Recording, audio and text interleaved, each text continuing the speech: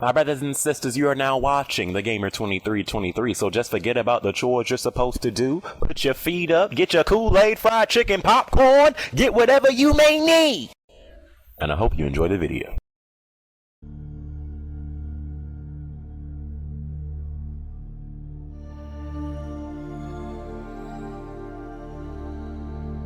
I'm so sorry it took me so long, baby. So sorry I took you for granted. See this right here? You see this? This is what I like to call irrelevant trash, okay? Now, you see this right here? See this? This is what I like to call the future. That's it. I'm done with this Negro. Unsubscribes. Even if you eat, sleep, breathe, and die, whatever it is console that you worship, you have to admit, if you don't have an Xbox One, here's what your eyes are starting to do. Your eyes are starting to wander in the direction of the Xbox One, because I've heard from quite a few people that don't have an Xbox One saying, hey, gamer, listen, bruh, I think, and I can't believe that I'm actually about to say this, but I think I actually might consider the fact of me going out and purchasing an Xbox One, and I can't really blame them, because the Xbox One, Microsoft has taken the right and necessary steps to get the Xbox One into the console that it is today. We all know when the Xbox One first came out, I think Microsoft was in denial. They were probably a little cocky too, because of how the Xbox 360 was last gen, and then they thought, that they were hot stuff, that they, they can come out and say, okay, here's how it's going to be, and then we had to say, listen, you're not as hot as you think you are, just sit down real quick, and then we had to put them back in their place, but from that point, now until today, the Xbox One it's like a completely different console. Before this thing, you couldn't, apparently you couldn't even play games on this console without the Kinect, Then it was $500 at one point. It had all these features that no one asked for. It seemed like their focus wasn't even on games, and it's a gaming console. But now, the console it is today, it's a completely different console, and I think the people that hate the Xbox One for whatever freaking reason, it's literally just because of what Microsoft tried to do with it. And I mean, listen, listen, man. I think everyone deserves a second chance. So this is Microsoft's second chance right here. I was looking at the game lineup as far as exclusives go for the Xbox One and the PS4 for the remainder of 2015. Now, when it comes to Sony is like this right now. Because they are in a great spot. Some people say, oh my gosh, the PS4 has no games whatsoever. So you mean to tell me that Sony has sold all these consoles off of indies? It doesn't work like that. They have games, but even I would admit, as far as exclusives go, aside from Bloodborne, maybe Infamous Second Son, maybe I can't think of all. I can't think of all of them off the top. But as far as exclusives that the PS4 has had thus far since launch, there's only been, I could probably count on one hand, there's only been a few that have actually been really good. I would admit that. But PS4 has games, and they're in a great spot. They can sit back and just watch what Xbox One is doing, because they are in such a huge lead. And last year it was like the complete opposite. Then it was Xbox 360 that could sit back. Microsoft was looking at Sony like, what you gonna do? You know, now it's a completely different, you know, change. Roles have been reversed. So Sony, you know, I think they're saving most of their big stuff for 2016, because when you look at the exclusives that Sony has for the remainder of 2015,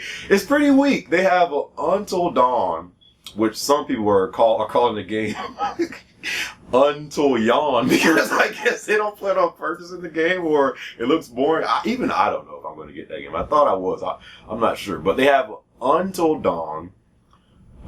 They have the Nathan Drake collection, you know, the Uncharted collection, which is good if you never played Uncharted. I just still don't like how it doesn't have the multiplayer for 2 and 3. That kind of killed me. Like, if they had that, then I would have like probably went out and buy it. But it comes with access to the Uncharted 4 beta, so that's pretty. If I do get it, that would be the sole reason why to get access to the beta. But if I can find a way to somehow get that beta without purchasing the game, because if I want to play Uncharted 1 through 3, the story that bad, I have Uncharted 1 through 3 on my PS3, and it still looks good on there. So, but they have the Nathan Drake collection and No Man's Sky, which really hasn't been officially confirmed to release this year. It still doesn't have a release date, you know. And actually, for a lot of games from Sony, they're supposed to come out this year, but they don't really have a release date. No one knows exactly if it's going to come out this year or not. And because of how many games have been delayed since this gen has started, 9 times out of 10 it ain't coming out. You know, it's not coming out this year. So Until Dawn,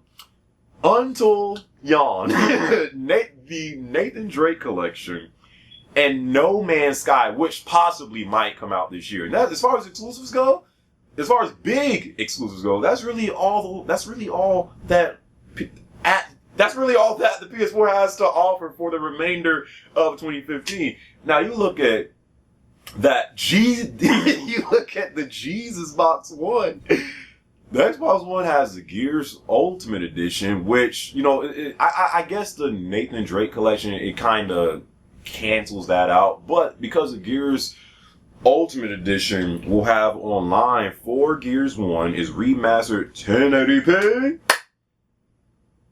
60 frames, and it's backwards compatible. They're going to include Gears 2, Gears 3, Gears Judgment, you know, as backwards compatible. Because the Xbox One is backwards compatible, you'll still get those games with the Gears, you know, inside of the Gears Ultimate Edition, and you'll be able to play it, you know, because the Xbox One is backwards compatible. So you get that, you get the Gears Ultimate Edition, Forza. Despite what some people think about Forza is a huge exclusive for the Xbox One. Forza 6 is definitely going to be a game that, you know, for people that love, you know, games like that, they're going to go out and buy Forza. You know, Xbox One has Forza, Sony has Drive Club, I guess, you know, so they have Forza. Halo 5, despite the struggles, Halo is still Halo. Halo is still the flagship title for the Xbox One. When you think Xbox,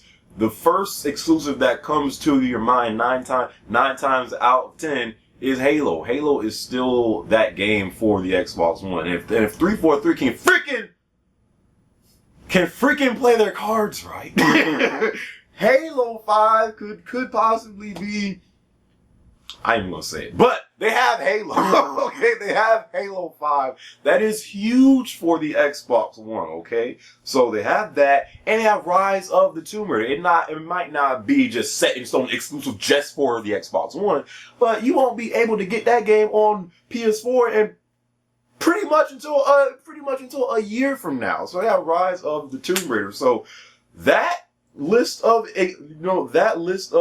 exclusives compared to Sony can't really compete with that. But again, they can just fall back because they're too busy counting money. The price is definitely going to come into, it's going to be a factor, come winter, and people are looking into getting a PS4 or Xbox One. You're going to see that the Xbox One is the cheaper console. It wasn't always like that, but now it is. It's $350 compared to the PS4, which is $400. And Sony, they don't have to drop the price of the PS4 because, again, their lead, you know. But because the Xbox One is 350, is backwards compatible, their list of exclusives for the remainder of 2015 is way better. It's going to come into, you know, it's going to be a factor into which console, you know, kids get this gen, you know. So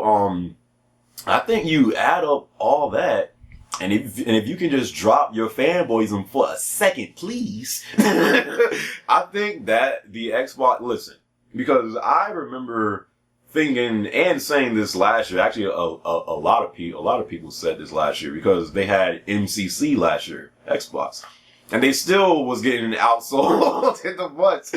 If that same thing happens, because somehow, some way, despite the PS4 having no games and it's just an indie Station 4, despite that, somehow, some way, the PS4 has been selling. Correct? If that same thing happens for the remainder of 2015, to where the PS4 is still somehow outselling the Xbox One when the Xbox One has all of this going for it, then I honestly don't know what honestly, I wouldn't even know what to say, because then it's like, yo, what is Sony doing to sell consoles right now? Like, do they have some magical pixie dust on the PS4 that somehow makes it outsell the Xbox One? If the Xbox One with all this does not outsell the PS4 during the fall season, you know, going into winter, I don't know what to say. I really do not, because this should be, the rest of 2015 should mostly be all Xbox One. They should, you know, be able to catch up a little bit with Sony, you know. So, but if you don't have an Xbox One, because a lot of people have been asking me, like, yo, do you regret buying Xbox One? Like, what's the pros and cons about the Xbox One? At first I did regret it, just like I said in my Gamescom, you know, vid. But the Xbox One, it's a good con. I know some people might be like, is this man advertising the Xbox One? No, I'm not. I'm really not. I'm just saying that, like, if you really don't have an Xbox One, I think right now, there is no better time than now. If you've been thinking about buying an Xbox One, the console is starting to look really appealing. If you don't have one, you just drop the fanboy. Just drop it. Okay, it's starting to look appealing, man, and hopefully, when this, because I think they're going to have a update for the Xbox One in November. If they can just change that dashboard, if they can just somehow change it, make it more seamless to how it was on Xbox 360. And you add in the backwards compatibility and, you know, the exclusives they got this year, man. Hey, shoot, I might just have to trade in my I'm joking. But anyways, man, could the remainder of 2015 be the year of the Xbox One? Will the Xbox One take over in the fall season going up into winter? If they don't, then Microsoft, I really don't know what to say. You might as well just throw in the towel, because if y'all can't do it this year, knowing that Sony is really keeping their big guns for 2016, you ain't got no, like, just like Vince McMahon's theme song, you ain't got no chance in hell. It's a comeback. So, let's see how the Xbox One does for the remainder of 2015. We all know that Sony, they're pretty much just gonna sit, you know, they're just gonna sit back like this and watch what Microsoft does, and hopefully Microsoft really does catch up, because it's good to have competition. People think that, you know, one company just blowing out the others is actually good for gaming. I mean, it might be good for trash talk, you know, but as far as it's good for the industry, competition is needed. So that's why you bastards should actually want the Xbox One to do better, because it's better for gaming. You're going to get better games that way with competition. So let's find out what happens for, you know, the fall season and going up into winter. And let's see what Microsoft can do.